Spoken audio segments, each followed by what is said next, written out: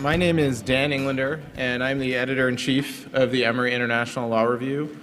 On behalf of the Law Review and the Center for International Comparative Law, it's my pleasure to introduce our keynote speaker this afternoon. Eric Greenwald is a leading expert on the intersection of law and cybersecurity. After graduating from Yale University with a degree in international relations and from Michigan University with a law degree, Mr. Greenwald started out in the private sector, working as an attorney in the law firms of Steptoe & Johnson and Shearman & Sterling. Since then, he has built a most impressive career in the public sector.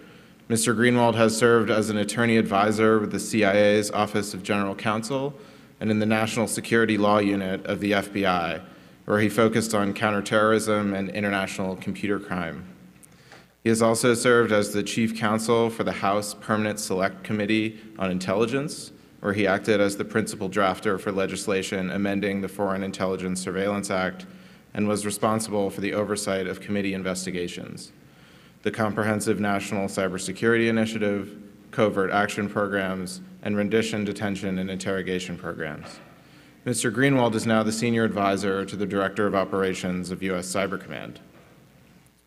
For those of you that don't know or aren't familiar with U.S. Cyber Command or Cybercom, its mission is as follows, quote, U.S. Cybercom plans, coordinates, integrates, synchronizes, and conducts activities to direct the operations and defense of specified Department of Defense information networks and prepare and, when directed, conduct full-spectrum military cyberspace operations in order to enable actions in all domains, ensure U.S. allied freedom of action in cyberspace, and deny the same to our adversaries.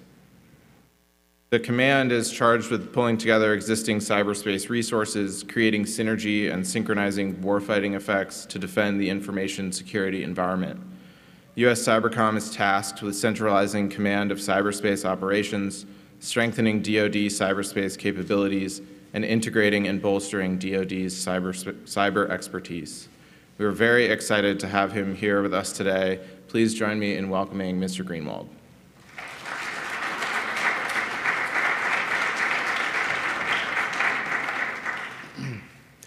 Thanks, everybody.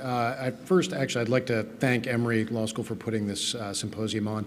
The issues that we're talking about today are really important ones, and it's very difficult to do them justice in the course of one day, and I certainly won't be able to do them justice in this keynote.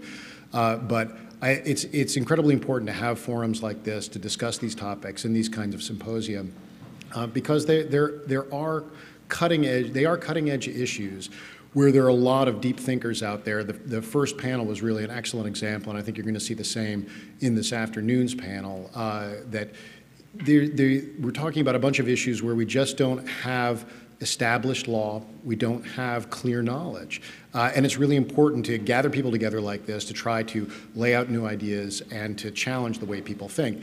And I encourage people during the course of my presentation and the later panel to challenge the way that I think that others think, and to have these conversations, have a dialogue, because this is as good a place as any to do it, and we have to have these conversations.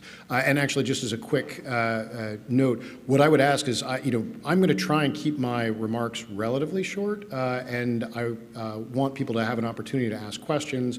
Those questions don't have to be limited to the topic that I am going to cover in my prepared remarks.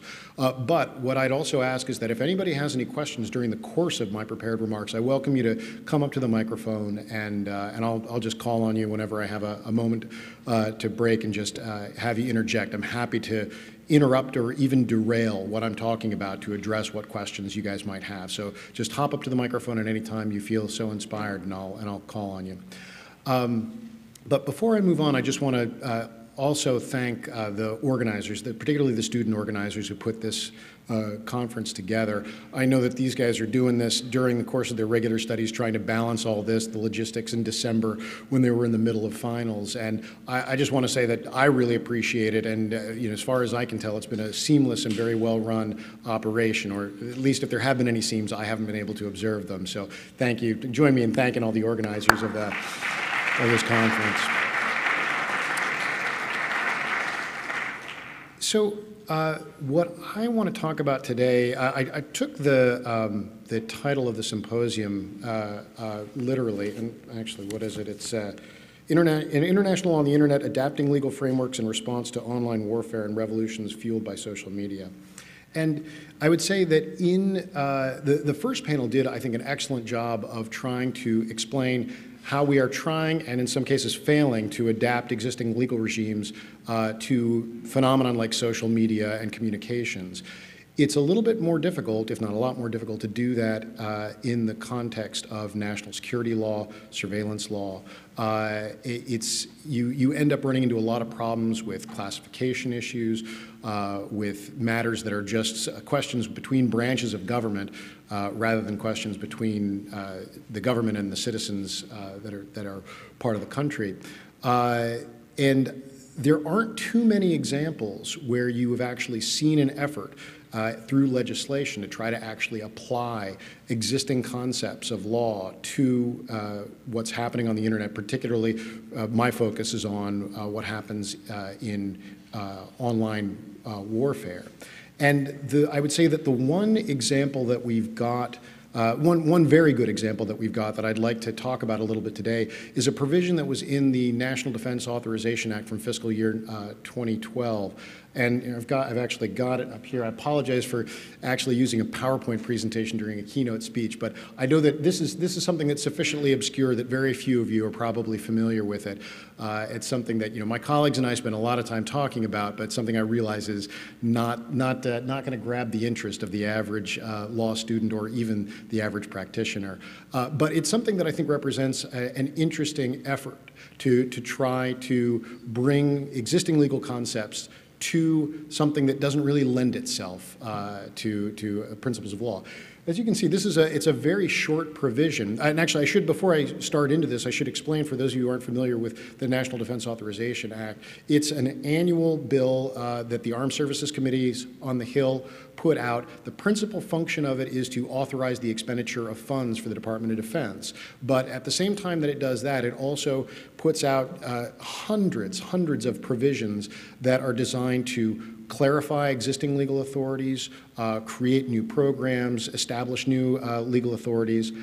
And sometimes there's a lot of controversy. This year's NDAA had some provisions related to the treatment and transfer of detainees that were particularly controversial, but it is the NDAA, as it's known, that is the annual locus for these sorts of provisions.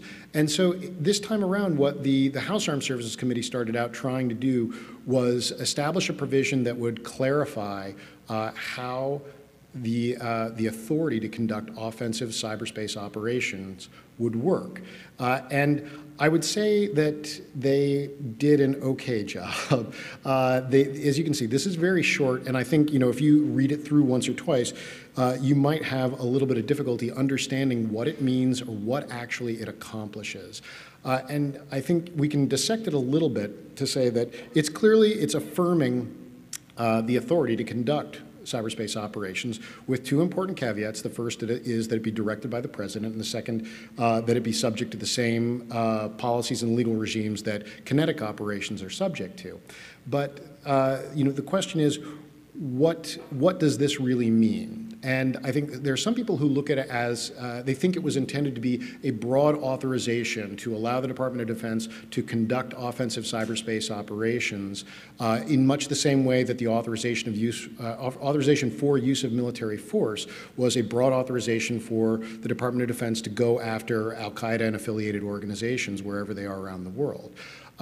My interpretation is more narrow than that, and I think that it really was just meant to try to clarify some points of confusion that I and my colleagues struggle with as we try to figure out, okay, exactly how can we conduct offensive operations in cyberspace? What are the legal limitations for it within U.S. domestic law, much less international law that then guide application of U.S. domestic law?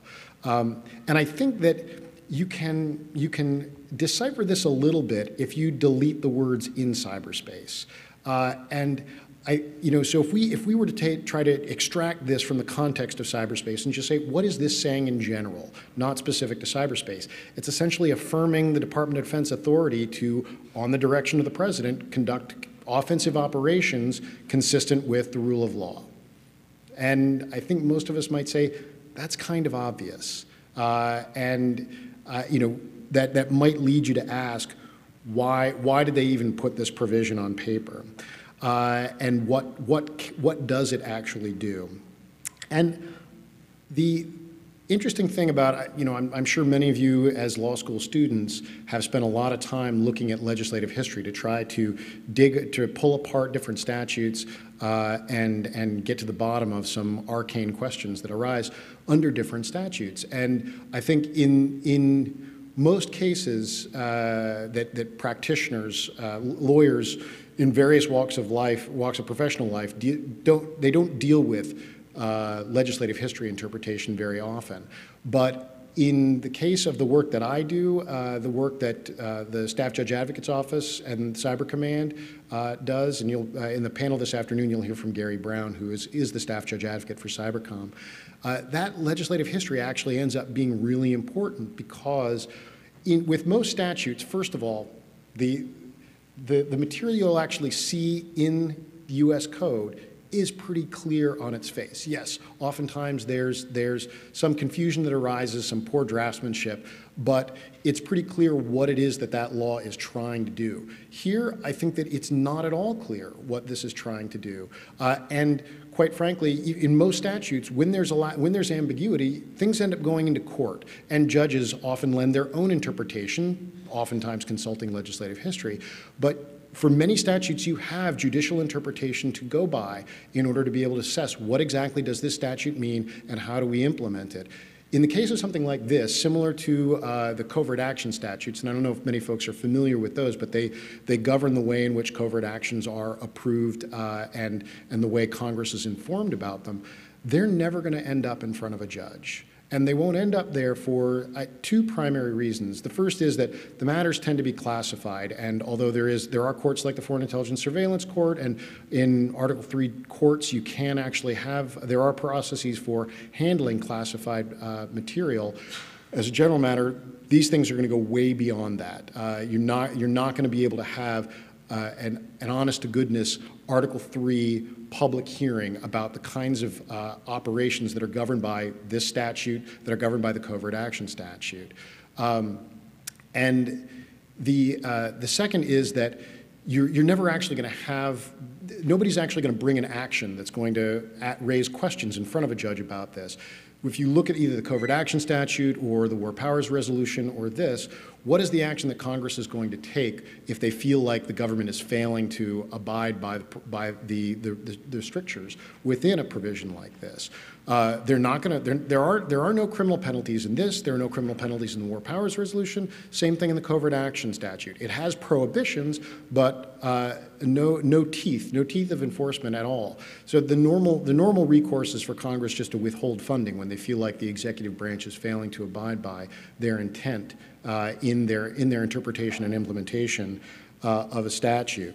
So, and for that reason, it's really important for the executive branch to understand what Congress meant when it put something like this on the books. And so we oftentimes have to turn to the legislative history to try to figure out what this is all about. And fortunately, with respect to this particular provision, the legislative history is actually quite short. And I've excerpted a tiny bit out of this, but all it was explanations of the fact that the House version of the bill had material, the Senate version didn't, and the Senate receded to the House version. But this is really the only substance that you find in the conference report for this particular provision. And I think that it does provide some sense of a little bit more of a sense of what they were trying to do with this. But it still defies clear explanation. I would say there are essentially four basic ideas that you can discern from this. The first is that there's a lack of precedent for conducting offensive cyberspace operations, and that's something of a problem.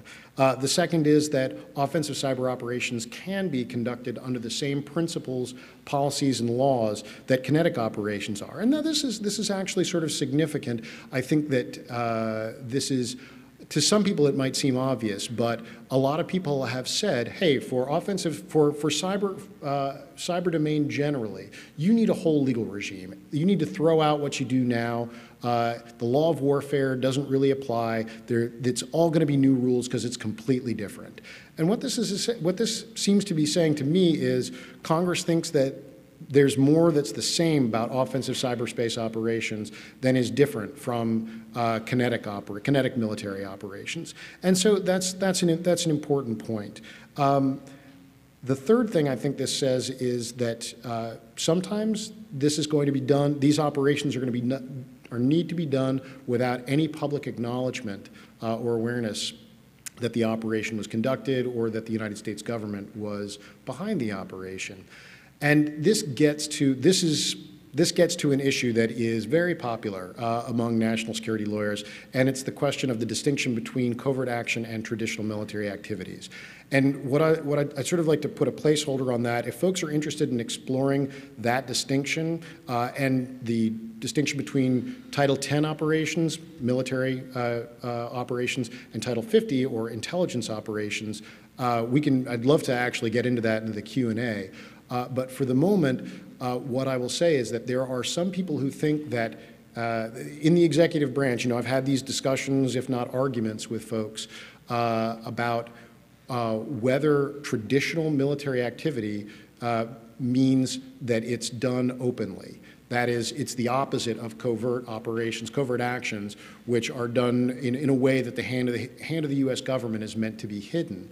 And this, to me, is maybe the most important element of the legislative history, because if Cyber Command is sitting there saying, okay, well, we need to be able to conduct offensive cyberspace operations, some people seem to be saying that we can't do it clandestinely.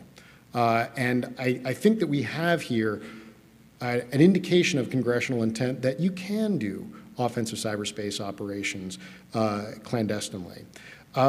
So the final element of, and I should just say that there's a lot in there about the difference between covert action and traditional military activity. Traditional military activity is carved out as an exception to covert action in the covert action statute where it defines covert action. So it's a very tricky balance, and there too the legislative history is sparse and not very clear, and there's been a lot of mental energy burned trying to figure out, okay, what exactly is traditional military activity? It's not defined either in statute or clearly in the legislative history. The legislative history just provides some examples of what traditional military activities are. But the fourth element that I see in this is a general requirement for reporting to Congress on the activities that are undertaken under the heading of offensive cyberspace operations. And what's interesting to me about that final element, especially as it forms a part of the whole of the legislative history, all 2 paragraphs of it, is that it starts looking an awful lot like the covert action statute. Covert action statute basically only does a couple of things. Requires presidential authorization for any covert action, requires that Congress be notified of those actions, of the covert action findings that the president approves, and that it be kept fully and currently informed on the activities undertaken pursuant to those findings. It's a complicated area of law that very few people often see because it's something that is really between the intelligence community and the committees on the Hill that oversee the covert action statute, the House Intelligence Committee and the Senate Intelligence Committee. And there's actually some reason for having an analog to the covert action statute elements with respect to offensive cyberspace operations. The first reason is that those offensive cyberspace operations look an awful lot like covert action, especially when they are done clandestinely. You're messing around with ones and zeros in another country, and it's having some sort of impact that might or might not be perceptible, but And the definition of covert action is that it influences the political or economic conditions in a foreign country. And you could easily see how how an offensive cyberspace operation might have an influence on political, economic, or military conditions in another country. So I think it's understandable to look at Congress saying, hey, look, you guys have this new toolkit that's available to you now. We look at the way we oversee kinetic military operations. Those, generally are done in the open, and we can see them. When they're done clandestinely, we have a process for the military to report on those to Congress. With respect to covert action, same thing. There's a uniform process for that, and you have to come to the Hill and you have to tell us about it. But there's nothing explicit in statute that says that you got to notify on offensive cyberspace operations. Now, the interesting thing, and I'm just going to flash quickly, so this is the original House language. The House Armed Services Committee had this provision, and if you look at subsection C, it actually has an explicit requirement for quarterly updates to the Congress on offensive cyberspace operations. And I have to say, I don't really know why that explicit requirement wasn't included in this very short provision that they finally settled on. I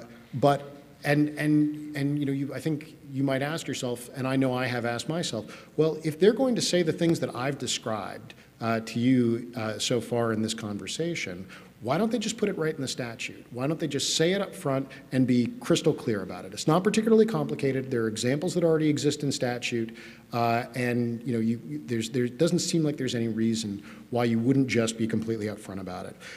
But there actually are, and I would say that the first and probably most practical and mundane reason why is that you're not necessarily going to get an agreement among the members of Congress and quite frankly the staffers who actually are the ones doing the negotiation and the drafting of these statutes on exactly what it should say and what it shouldn't say. The second is related, and it's much more complicated but interesting, and that is a question of committee jurisdiction. This is a bill that was put out by the House Armed Services Committee.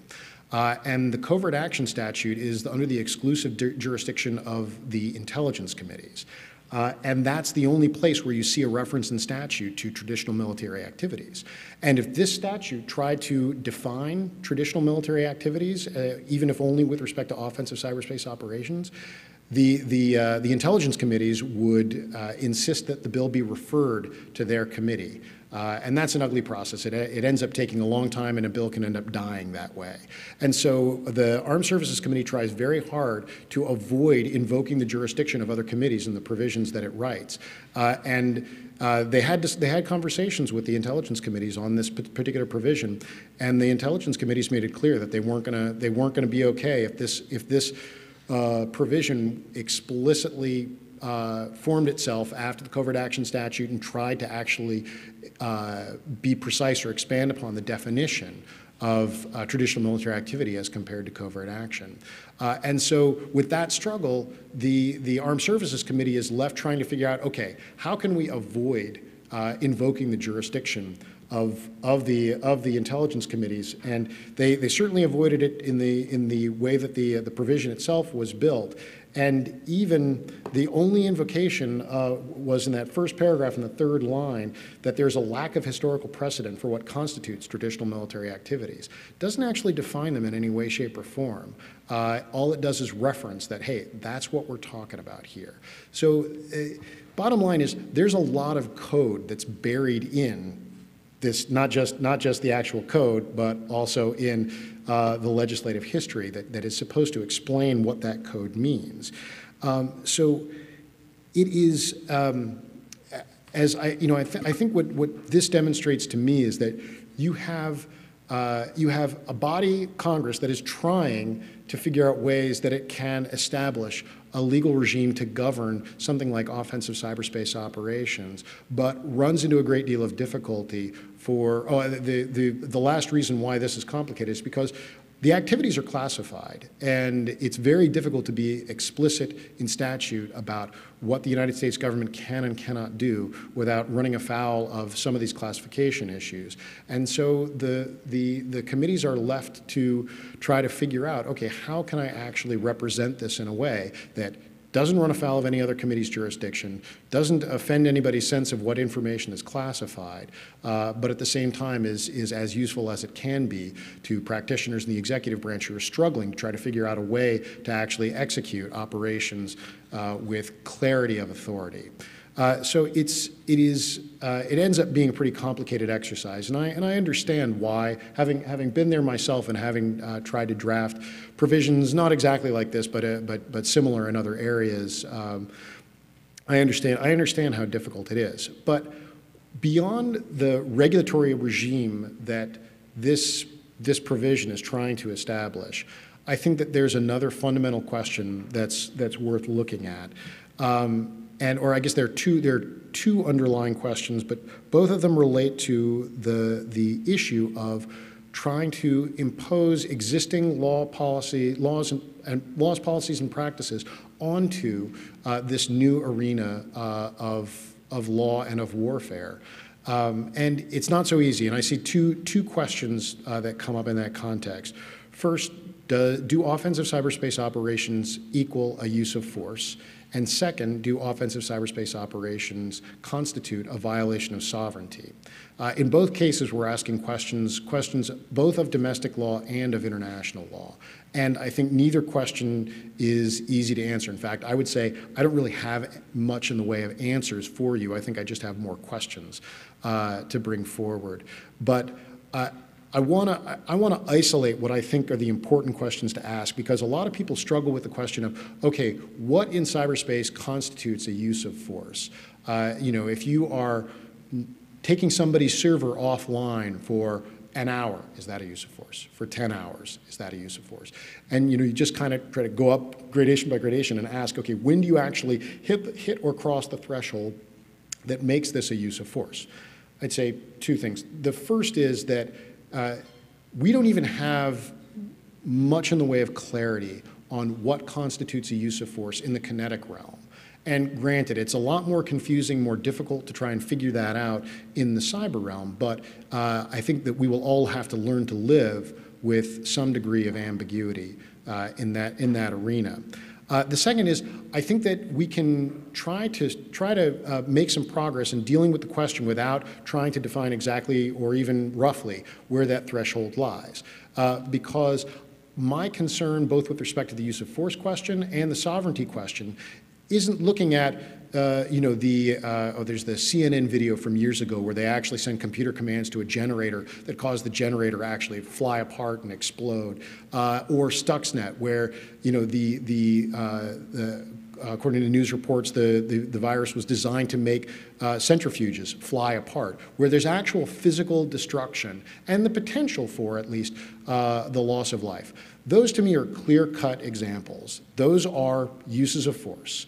And those kinds of actions are going to be governed by the same principles of international law that you have for purely kinetic operations, or I guess what we would conventionally call kinetic operations. What I'm much more interested in is leaning more towards the de minimis cyberspace operations, the ones where it may be an imperceptible effect in cyberspace to most people, where a server either goes offline for a short period of time, certain emails don't get through, certain material is modified. Those sorts of things where they may have an impact on a limited number of people, but they're not going to come anywhere close to actually making something blow up or causing serious physical harm to any individual. And trying to figure out, okay, I think we're well below the use of force line, but now we have a question to ask about sovereignty and where in international law we have run afoul of custom by conducting a cyberspace operation in a foreign country that has an impact that is barely discernible to the average user, perhaps to every single user on the internet. And it's a difficult question to answer, but some of the theories that I've been kicking around with colleagues are that, hey, look, we can talk about sovereignty as an absolute concept. And the notion of merely bending back a blade of grass in a foreign country against that foreign country's will is a violation of sovereignty in at least an absolute sense. But does that actually violate customary international law? What is the threshold for a violation of sovereignty that amounts to a violation of customary international law? And the interesting thing is that with respect to the internet right now, it's pretty clear, I say pretty because I'm sure there are some people who disagree with this idea, that you can have data transiting the internet that is designed to do something malicious, something that is part of a military objective, and nobody's making a stink about the fact that those electrons, as they were on their way to deliver their payload or have their effect, pass through my country. And it's in that respect, it's completely different from military overflight, where the general practice is if you're going to fly over another country's airspace, on your way to deliver bombs somewhere, you need to get the consent of that country. So at least in that regard, we have, I think, general consensus that the flow of ones and zeros through the internet infrastructure to carry out a military mission is not a violation, that as they go through a foreign country, does not constitute a violation of sovereignty. But how far can you go before you actually do cross that line? And I think that what I would say is that this provision doesn't solve the problem, doesn't really come close. I don't think it's really trying to do that, even though it's probably the best example that I know of an effort in statute to try to draw analogies between the laws that govern the kinetic world and the laws that govern cyber. What we're talking about is something that's very context dependent. And the truth is that I think that the reason why there is no data overflight prohibition is because people generally recognize that the way the internet is engineered, you don't have any control over where the ones and zeros go. And in fact, they're going to take the path that is the most efficient. And you might have a file that you're sending where part of it follows one pathway through the internet and part of it follows another pathway. And that people don't have a sovereign interest for that reason in the data that is going through the pipes, the fiber, that is actually physically located in their country. And that gives us an example of custom, how custom and practice have informed people's perception, though it's still not very well refined, of what is legal, what is not, what is a violation of sovereignty, what is not, in the cyber domain. And I think that we will only make progress as we continue to develop what the customary practice of nations is on the internet. And I can't say I have a clear sense of exactly where we're going to land on some of these big questions, some of these practices, and establishing a threshold of exactly what constitutes a violation of sovereignty and what does not. But I do think that there's a very interesting parallel with the international law governing or not governing, as the case may be, acts of espionage. Whatever attempts there were throughout the years to try to establish legal regimes to govern espionage among nations, between and among nations, have failed. And in my opinion, the reason why they failed is because as a country, I don't want you guys to spy on me, but I want to be able to spy on you. So I'm not going to agree to any rules, even though they might bind you, I'm not going to agree to them because I don't want to be bound myself. And I think that as a result, there simply are no clear, explicit prohibitions in international law on espionage. Though people might say there's gentlemen's agreements. There's nothing that's written down that actually prohibits that sort of activity. And I think we're going to end up in the same space with respect to the cyber domain, and that is, I think that most countries are going to say to themselves, hey, I don't want anybody, launching attacks or conducting actions in cyberspace on my soil without my consent and knowledge. but I also don't want to be prohibited myself from doing the exact same thing to other people. So in my view, I think that, that the application of principles of international law that govern armed conflict will not be easy to apply to cyberspace, and I specifically mean operations that fall well below the use of force threshold and at least are at or near, if not well below, the threshold for violation of sovereignty. And that we will have this sort of gray space for cyber operations in the same way that we have it for intelligence operations. So that's, I've sort of packed a lot of different ideas in there, but that's what I wanted to convey to you, sort of using this as a launching point, as an effort to try to apply principles, existing principles of law, and to offer my notion that it may be really difficult to do that in the arena of cyberspace that's not clear-cut, that's not the obvious use of force, that wouldn't naturally be governed by the laws of armed conflict. That I think in the instances that make it really challenging, that sort of defy categorization, that we may end up seeing those relegated to a gray space rather than actually seeing an attempt to form some clear articulation of principles and policies in the way you see in the Geneva Conventions. So with that, I want to open the floor up to questions, and again, on the topics that I discussed or anything related to the broader themes that we're discussing in the conference, or something else altogether. Yes. Thank you. That was really interesting. I had a question sort of following up on this, the distinction between kinetic and traditional activities versus cyber activities.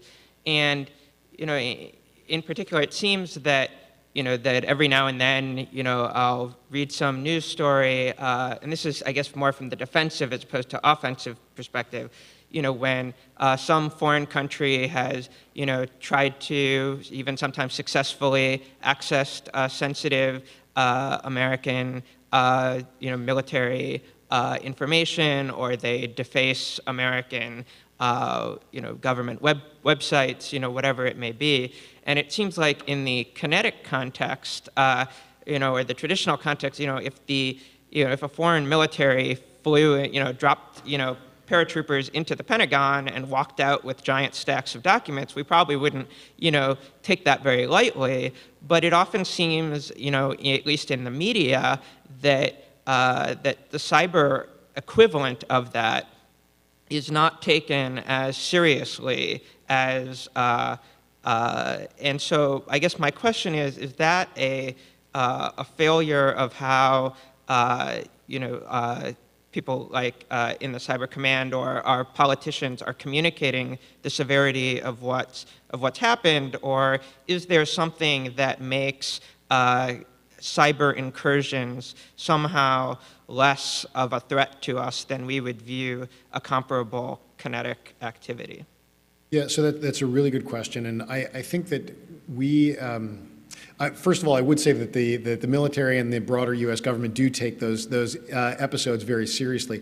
I think there's a real limit to what we can do about them because of the vulnerable nature of the internet. The more accessible you make it, the more you share information, the harder it is to contain.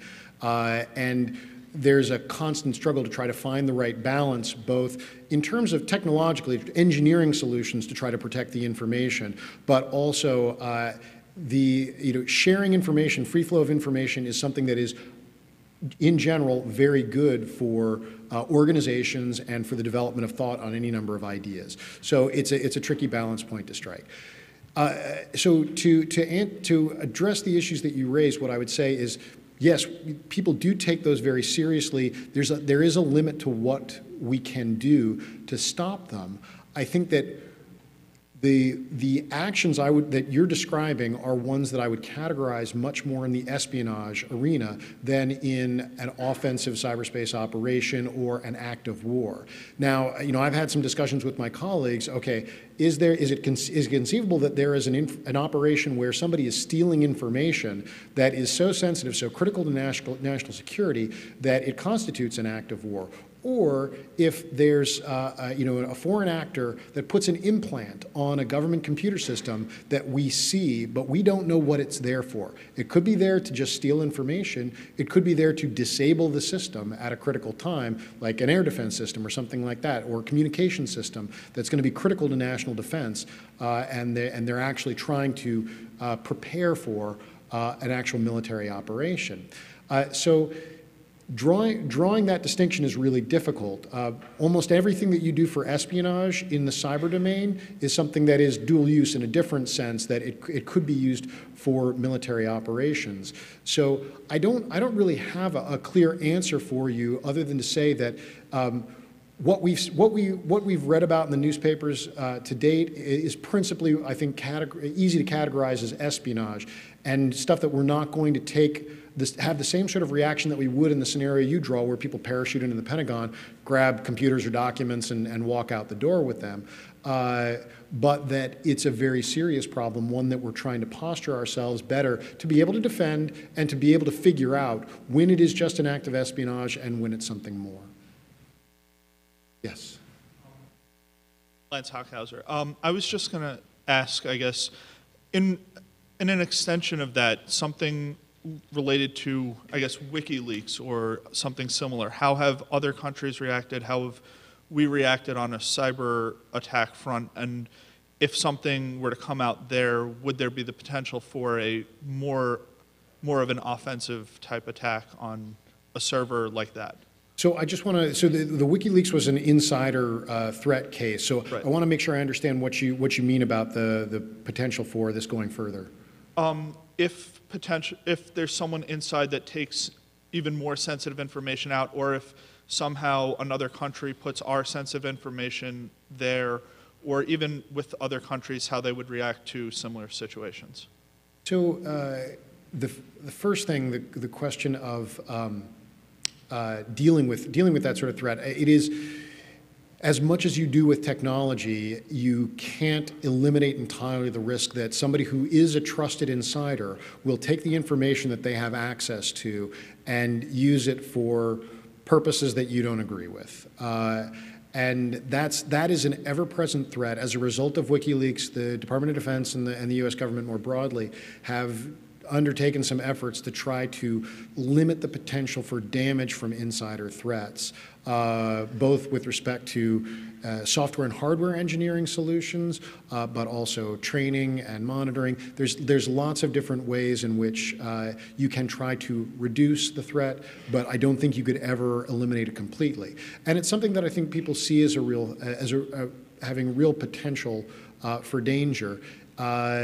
I think that few people would consider realistic the scenario where you have an insider who's sitting there, at the controls of, a communication system, who, when they get the signal from their compatriots in a foreign country, are going to have everything go dark, so that the United States is essentially blind, deaf, and dumb as it tries to respond to an actual physical military incursion, or to just open the gates and let people in to do what they will. I think that the United States, as well as other countries, are trying to take measures to prevent that. But it's a threat. You have to, at a certain level, trust human beings to be able to operate on your system and use the information that's on there, use their access, and do what you can to try to limit the possibility that bad actors are going to take action. It's something that corporations have to deal with just as much as government. The consequences are a little less dire, though they can be final in some cases for governments. But it's a serious problem and one that is not easy at all to tackle. But the WikiLeaks incident has led to a lot of sober thought and conversations on how to best deal with the problem, not eliminate it, because it's just not possible. Yes.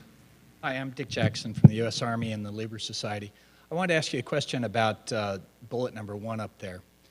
If is Congress telling us to look at these issues and apply the law of armed conflict as a matter of analogy to the law of armed conflict that would be applied to kinetic capabilities, or is it saying that we should extend the law of armed conflict even when there aren't kinetic-like effects? How do you interpret that? So that's a really interesting question, and I've sort of struggled with this. The interpretation that I want to make of this is that they are, in this provision, they are only talking about offensive cyberspace operations that do, in fact, rise to the level of use of force and are governed appropriately under both U.S. and international law. I'm not sure that's the case. The reason why I would like it to be that way is because it would provide some additional flexibility for offensive cyberspace operations that fall below that threshold. This is one of the many areas where I don't think that either the statute or the legislative history provide real clarity. If we look at the legislative history, you look at the beginning of the last sentence. The conferee stressed that as with any use of force, the War Powers Resolution may apply. With my lawyer hat on, I love to take that clause, as with any use of force, and say, oh, they're only talking about use of force with respect to this provision of law and the legislative history attached there too. I'd love the opportunity to make that argument. I'm not sure I'll ever get it, and I'm not sure that the people who matter, that is the people in the interagency, in the executive branch, State Department, CIA, FBI, Department of Justice, would agree with me. But I think you've pointed out a question to which the material that we have in front of us does not provide an answer. But what I would say is that it's the prerogative of Congress. If they wanted it to apply narrowly just to use of force and have this regime apply only there, then that they could do that. If they wanted it to apply more broadly to any and every operation that might be construed as an offensive cyberspace operation, that's also their prerogative. There's no limitation on what Congress can, well, I'm sure there are some constitutional limitations like executive privilege that limit Congress's ability to conduct oversight. But for something like this, there's effectively no limit, and really all we're looking to is expression of congressional intent. And although I've got a word or phrase in this statutory material and legislative history that I might hang my hat on to make an argument that, hey, they're just talking about use of force here, that I think there are lots of people I'd have trouble convincing that that was the actual embodiment of congressional intent in this case. Other questions? Yes. Hello, Captain John Tuttle from the JAG School. Is there much thought given to third parties sort of outsourcing or crowdsourcing patriotic hackers or cyber criminals? It seems patriotic hackers, anonymous or whatnot, they love the opportunity to use their skill set. Cyber criminals love to make money. There's always going to be a ready, available source for countries like Russia to just rely on them, pay for information gained, allow that to happen. And if they knowingly do so, does that rise to state activities? Or for instance, does the distribution of a crowdsourcing application, can that be the deployment of a cyber weapon? So that's a really good question, in no small part because we've seen that, or at least seen what appears to be that, where government encouragement, whether explicit or with a wink and a nod, has led to actions by people who at least appear to be private actors rather than government actors. And yeah, there have been conversations about it. I think from the U.S. perspective, we don't talk about it as much because that's not a mode of operation for the U.S. military. And in fact, I think those groups can sometimes get in the way more than they can help. But they're pretty active all on their own. I don't think they need a lot of encouragement or, quite frankly, focus, because they have a way of finding some of the people out there who maybe in the opinion of some deserve a little bit of negative attention. But I think the crux of the question that you asked is if it's done by private actors, if it's done by private actors at the explicit instruction of the government, I think there you can clearly impute the actions to the state and consider it an act of war by the state. It's obviously a bit more fuzzy when it's either a wink and a nod or maybe there isn't anything, no evidence clear or ambiguous to suggest that the state is actually encouraging these actors to take action against U.S. or other websites. I know that I have not been involved in the conversations on this topic, so I don't have a whole lot of light to shed on it. But it is a very tricky question, and I think that I suspect that we've seen some analogs in the kinetic realm where you have groups of individuals who are, whether they incite themselves or somebody does it for them, and they end up taking a cross-border action. And the government either appears to be encouraging or looking the other way or doing nothing to stop it. That the law of armed conflict does have provision for dealing with that sort of incident, and I suspect that you could probably do a reasonable job of applying those principles to offensive cyber operations undertaken by private actors. But it's a really good question, and it's one that I don't think has been addressed with any rigor in either intellectual circles or in practitioner circles. So yeah, it's something that I'm sure we'll have to confront in one way or another. But they're, unlike, I think, broader governmental cyberspace, offensive cyberspace operations, I think it's a little easier to apply existing principles. It's just, I think it will be as difficult or more difficult to prove your case that the government actually was directly or indirectly involved or negligent in a way that allows you to impute responsibility for the action. Do you have a follow-up? Yes, sir. So the question then is there any movement or can it be done to require countries to police those individuals, much like we do in, say, the copyright realm? We expect through treaties that countries will enforce the copyright and therefore they'll go after those cyber criminals who violate the laws. I mean, can it be expected, is it feasible to say, hey, Russia, you got to keep your patriotic hackers in line or you're held accountable? Is that feasible? So what I will say is there have been conversations about that. The ones that I've been involved in or aware of haven't pushed the issue very far, nowhere near conclusion. I think that you'll probably see more of that as you see individual actors operating out of countries that actually are having a real impact, whether it's financial or military, national security, on different countries. There'll be an increasing call for nation states to exercise greater control. Feasibility, hard for me to say. I think I can see a lot of technical reasons why it would be very difficult for a government to exercise control. I have the feeling that you'll probably see some fairly conventional principles of law applied there where, if you can impute awareness, ability to the state government, ability to stop the individual actor to the state government if they get warned about it, those sorts of things that are more conventional, that you might see a call for state action to stop individual actors. But as I say, as far as I'm aware, those conversations haven't gotten very far. It's another example of kind of uncharted territory in the law and policy that we're dealing with in cyber. Other questions? Yes. Okay, I'm a bit short for this. Hi, I'm Emma Lovett. I'm from the Royal Australian Air Force. You talked or asked the question earlier, is traditional military activity necessarily overt? And I think apart from use of special forces, it is. So when there's something like you have up on the screen at the moment where it actually says that the United States government may do things which are not apparent or to be acknowledged, are we talking about an actual evolution of armed conflict? I'm fond of the idea of using existing laws of war even with new means and methods.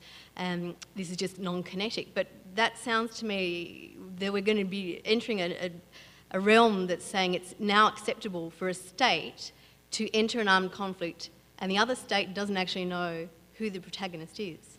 Well, so I think that you have to take this all in the context of existing rules, norms with respect to sovereignty, because as a general principle, U.S. military operations can't be conducted in violation of customary international law.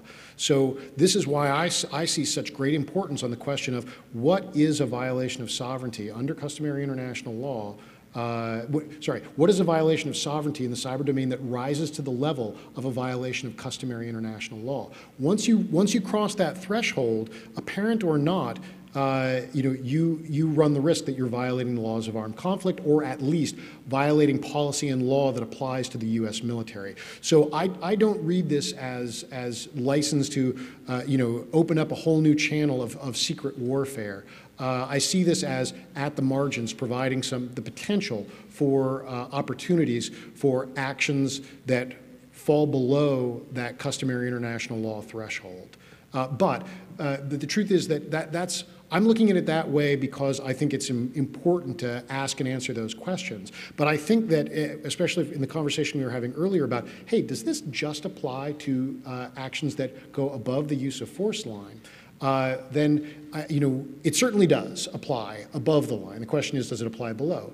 And if you're looking at above the line and you're talking about these sort of actions, I think one way you can look at this not to be acknowledged passage is that clandestine military operations happen all the time. They generally happen in the context of an armed conflict that is itself overt. That is, they're a clandestine part of an overt campaign. Once you're in an overt military campaign, you're in a totally different territory with respect to questions of sovereignty.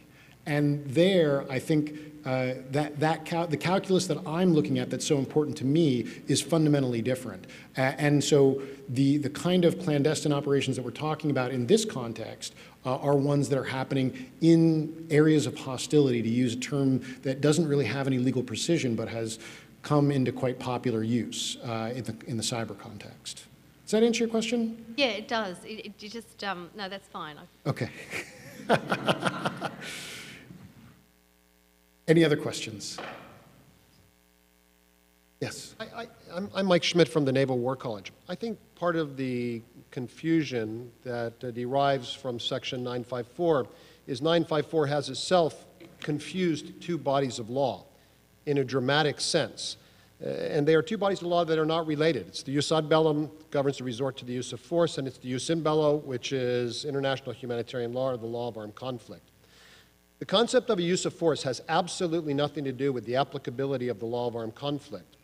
Use of force is a concept which asks when it is that a state has violated the general international law prohibition on the resort to force. Right. The applicability of LOAC depends on the existence of a state of armed conflict, which is a different juridical concept found in a different body of law. It's Article 2, Article 3 of the Geneva Conventions, and so forth. There are situations that are uses of force without the slightest doubt to which the law of armed conflict does not apply, because a use of force can be less than kinetic operations. So what Section 954 has done, it's inappropriately brought these two bodies of law together, and thus has generated our confusion. And I think that confusion pervades much of the discussion surrounding cyber. For example, in this morning's fascinating presentations, I think there was a bit of confusion between the concept of international human rights law, or fundamental human rights, and U.S. constitutional law. They are two separate bodies of law that do not necessarily overlap. And I think we need to be careful that we don't confuse, or you certainly have not done that, but we don't get carried away with the relationship between the violation of sovereignty and the principle of a violation of a use of force. Because in my mind, a violation of sovereignty is a fairly easy question to answer. As you have correctly said, everyone agrees that if you simply transit another state's service, this is not an issue. It's not a violation of sovereignty.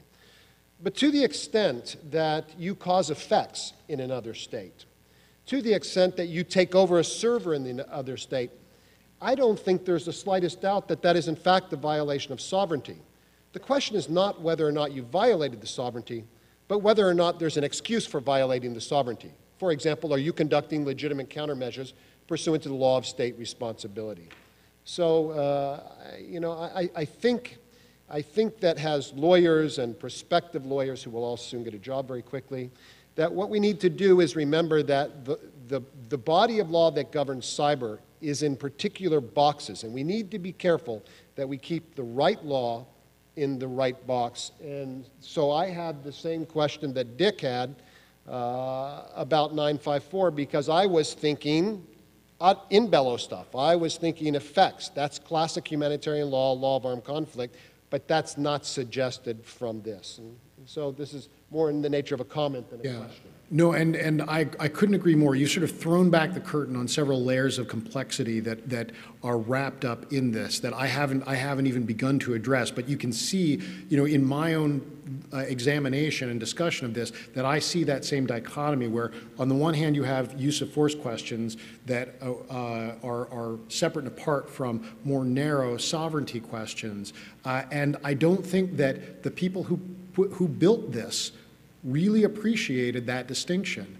And speaking as somebody who made the sausage before, I feel quite confident that they didn't. And especially because this provision was a compromise provision pulled together in the normally. So when the House and Senate Armed Services Committees go into conference to reconcile their different provisions in the National Defense Authorization Act, they take about 3 months or so to do it. The fastest time on record before this year was 21 days. They conferenced this bill in 9 days. So the level of attention to detail that they paid to this particular provision out of the hundreds of provisions in that bill, I'm sure was quite small. And the truth is, although there's some very smart lawyers who work on both the House and Senate Armed Services Committees, the depth of knowledge there are some people who have very, very refined understanding of law of armed conflict on those staffs, but I bet that most of them weren't working on this particular provision because they had bigger fish to fry, like in the detainee-related provisions. So there's no doubt that this provision both glosses over a lot of complexity, mixes multiple areas of law together, and though it was, I think, drafted to clarify, probably obfuscates just as much as it clarifies. And I've tried to, distill and pull out a couple of nuggets of clarity from it. But in my own understanding of the bar of legal practice that is the interagency process, where no judges are involved, I recognize that these provisions and this legislative history doesn't provide a very clear set of instructions for moving forward and trying to figure out how exactly we are going to conduct cyberspace operations and what are the principles that are going to govern their application in domestic law and international law. So I think the time is up for this session, but I'm happy to talk offline with anybody else who's got further questions.